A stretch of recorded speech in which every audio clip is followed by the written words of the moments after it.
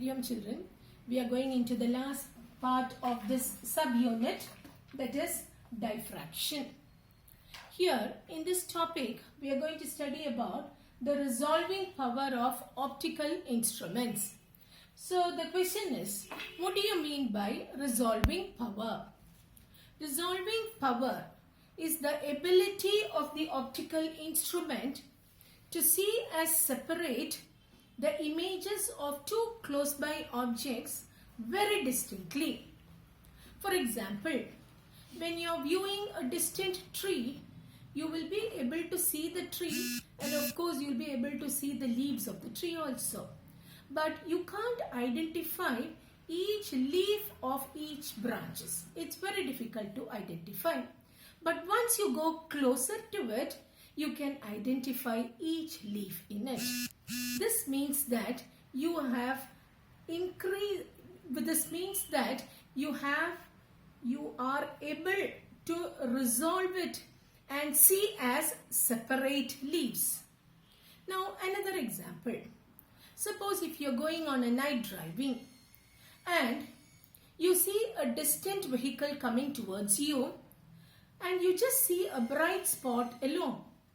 So looking at the bright spot, you cannot identify if it is a two-wheeler or a four-wheeler that is approaching you.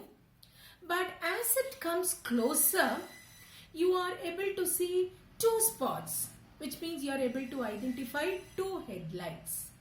This means that the vehicle that is approaching you must be a four-wheeler. So you are able to resolve it. Earlier, when the object was at far off distance, you saw it as a single spot. But once it was coming closer, you identified it as two spots, which means you have resolved it. So it is the ability of your eye to see the two spots as separate. Now suppose if you have two objects and this is your eye.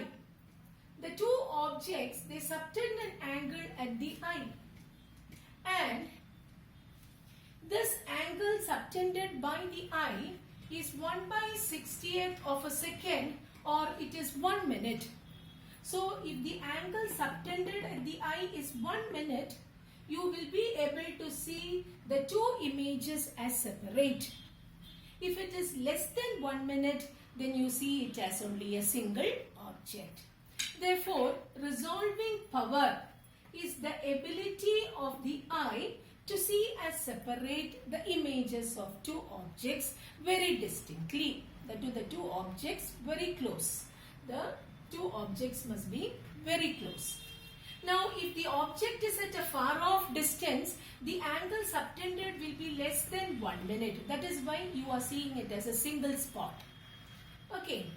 Now, the next question is, why is that we are studying this resolving power under diffraction?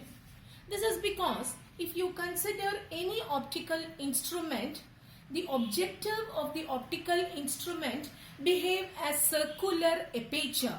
If it is a circular aperture, then when light falls on this aperture, it has to get diffracted and you get a diffraction pattern. Suppose if you have two objects, when it is crossing this lens, diffraction takes place and you get a diffraction pattern over here. So this is the central maxima of this, and this is the central maxima of this object. And the central maxima, they appear as separate. And here we get a diffraction pattern which is in the form of concentric circles. The center will be a very bright spot. Following it will be alternate dark and bright fringes. So it will be in the form of concentric circles. So this is the image formed due to one, and this is the image formed due to the other objects, and they appear separate. If they appear separate, then you say that they are well resolved. They are well resolved. If the images of two objects appear separate, then you say it is well resolved. Sometimes when you have two far off objects, when the light from the two far off objects fall on the lens, In the diffraction pattern, you can see that the central maxima of the two patterns overlap each other. When they overlap each other, you don't see two different images. Instead, you see a single image of that object, which means it is unresolved. In that case, it is unresolved. Then, it was a scientist named Rayleigh who gave a criterion which is called as Rayleigh's criterion. According to Rayleigh's criterion, the images of two objects are said to be just resolved. So it is well resolved, unresolved, and now it is just resolved. According to Rayleigh, the images of two objects are said to be just resolved if the central maxima of the diffraction pattern of one exactly coincides with the first minima of the diffraction pattern of the other. Once again, if the central maxima, this is the diffraction pattern to one object, this is the diffraction pattern due to the second object. If the central maxima coincides with the first minima of the second, or here the central maxima coincides with the first minima of the first, then in that case you say that the images of two objects are just resolved. So, or you say that the images are just resolved if y, what is y? It is the distance between the two maxima is equal to x. What is x? It is the distance between the maxima and the first minima of that. So, if y equal to x, then you say that the images are just resolved. So here you will be, when you look at this pattern over here, you get a pattern like this, which means that the two images are just resolved. This is the overall pattern. When you combine these two, you get a pattern of this sort and the images are just resolved. So based on Rayleigh's criterion, we study about the resolving power of the optical instruments. First, we introduce a term which is called as limit of resolution. Limit of resolution. So, limit of resolution, for example, for a telescope. Now, you have two distant objects, and the two distant objects is falling on a objective of the telescope, and this is the angle subtended. Let this be one star and let this be the other star, and let the angle be d theta.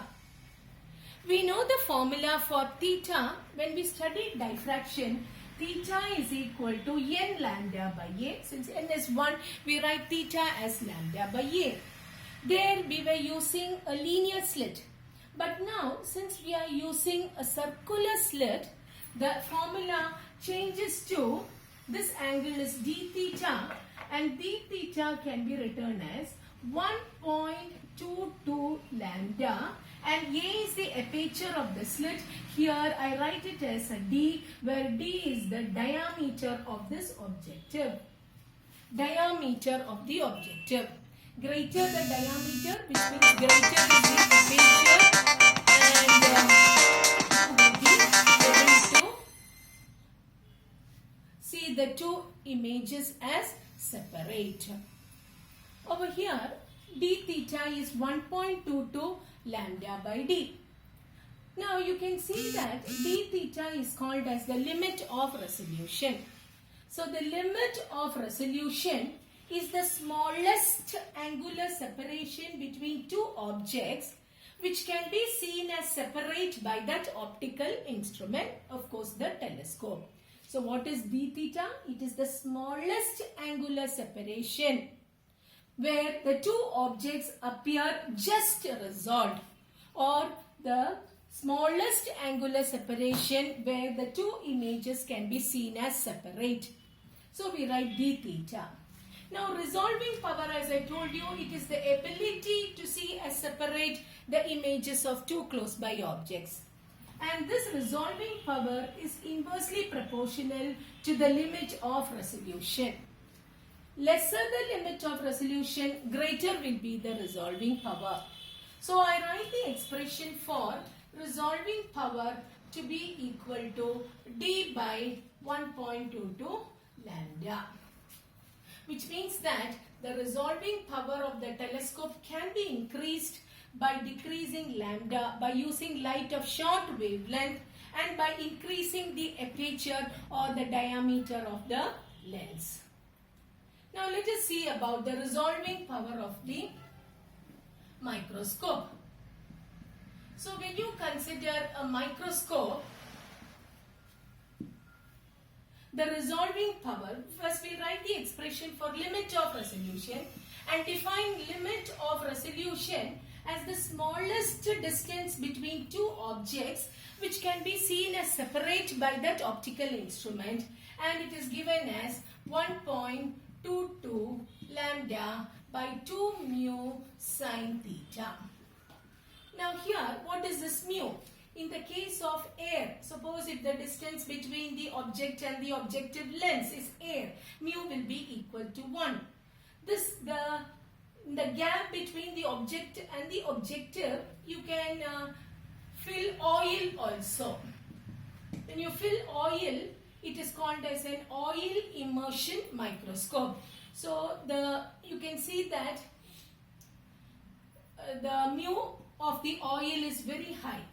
Now when you write the expression for resolving power, it is 1 by d and it is 2 mu sin theta by 1.22 lambda. So greater the value of mu, greater will be the resolving power. Lesser is the value of lambda.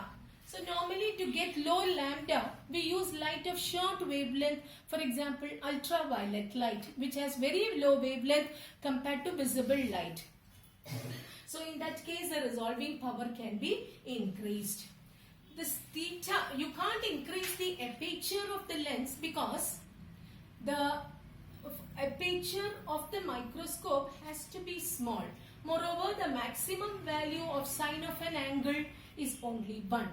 So what is theta over here is, theta is half the angle of the cone subtended by the objective at the object. This angle, half the angle of the cone. This angle is theta for a microscope. Half the angle of the cone subtended by the objective at the object is theta.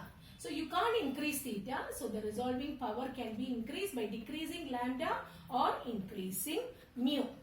So this is about the resolving power of the microscope and telescope. Thank you.